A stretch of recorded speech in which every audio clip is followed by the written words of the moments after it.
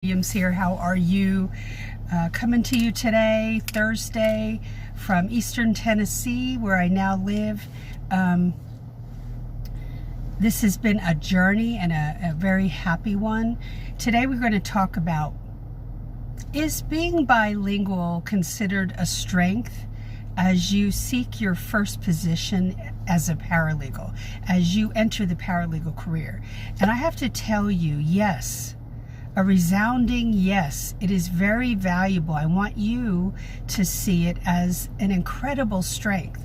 Now, I've had people message me over the last several years asking, well, Leslie, it isn't my first language. You know, my English is not my first language, and I'm scared. I'm scared to go on the interview. I had a message like that, probably a month ago, and then I had another message about a week ago. These are regular messages that I get primarily on YouTube, on my channel, Paralegal Career Mastermind, and people are concerned.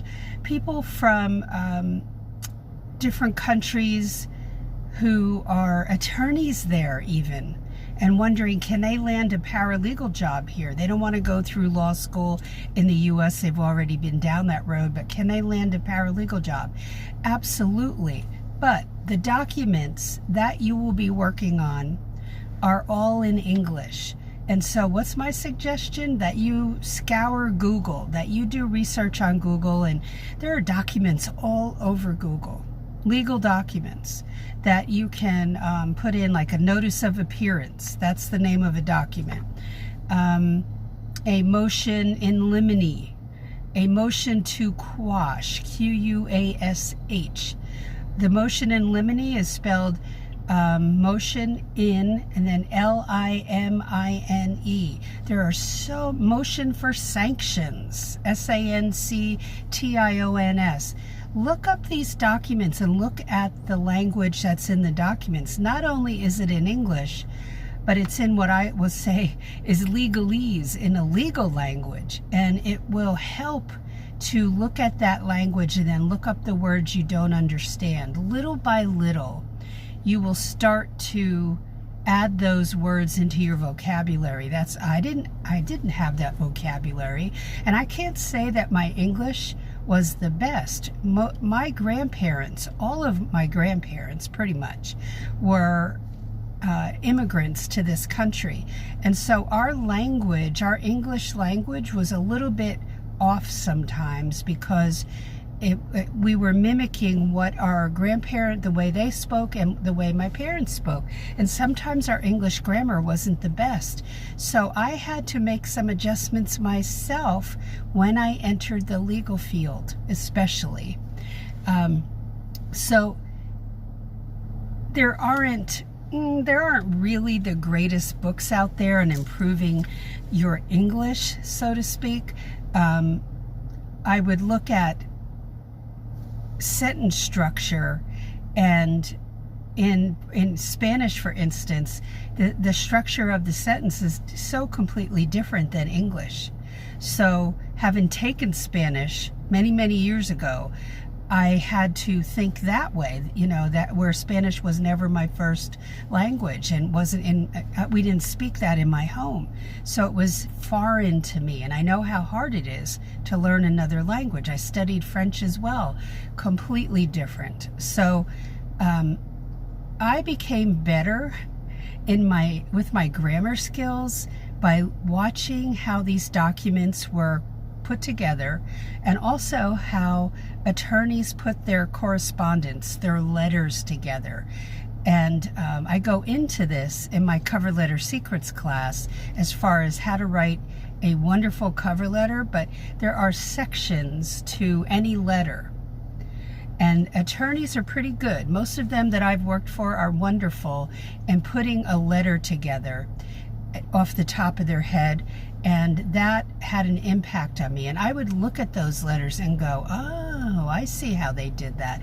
And so I would have to write letters myself for the law firm, for my attorney, and then have him or her sign it. And I had to become better at that. And it was only by doing it that I became better.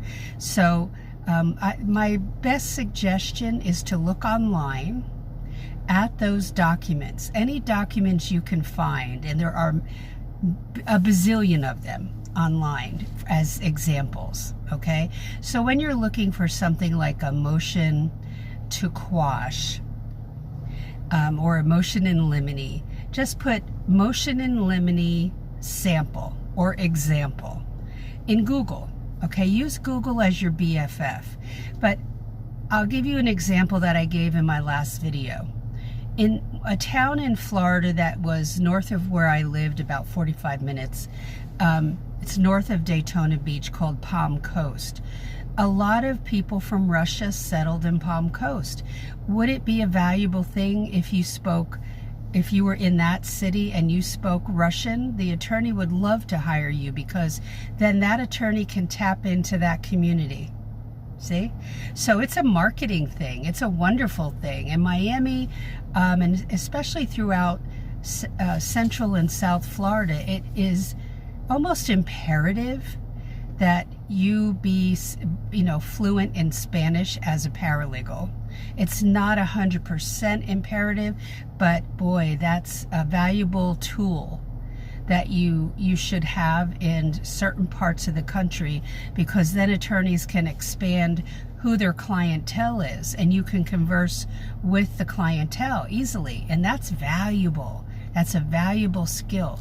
So don't think that you are weak because your English skills aren't top-notch. Yes, you will have to write correspondence, you will have to put legal documents together, but here's the thing. It was rare that I wrote a legal document from scratch. We had a forms file, and most of the documents were already on the computer, okay?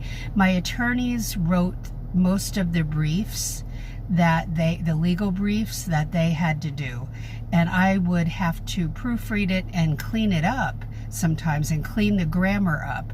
So that's where having good grammar skills eventually will be a valuable thing for you. But when you're starting out in an entry-level position, is it important? It is important. So study now and do some research on Google. See if you can find any correspondence, any letters that attorneys have written, and make sure you say letter from the attorney sample. See what comes up, and use Google as a major tool in your tool belt, okay? Any questions, comments, please feel free to ask in the comments below, or you can email me at paralegalcoffeetalk@yahoo.com. Don't be shy. Go ahead and email me questions. People do all the time, so don't hold back, all right? And that may help other people. I may just do a video about your question. And if you're making any comments here, sometimes Facebook doesn't show that. And for my people who will watch this on YouTube, be sure that you look in the description box below for information regarding the Paralegal Inner Circle class, the Cover Letter Secrets class, and there are other links for the free resource hub that I offer. And for my people on the Facebook page, just scroll through the feed back over the last month, and you will see, especially the last week, that the Paralegal Inner Circle class is launching now, and it will end July 31st, which is coming up soon at 11:59 p.m. So don't miss out on that. But if you're interested in the Cover Letter Secrets class, scroll way down. During the last month, I've posted links to that. You will see that there. And also to the hub, the Paralegal Resource Hub, which is free. So have a great day, and I will talk to you in a couple videos that I'll be working on for next week. So take care. Talk to you soon. Bye.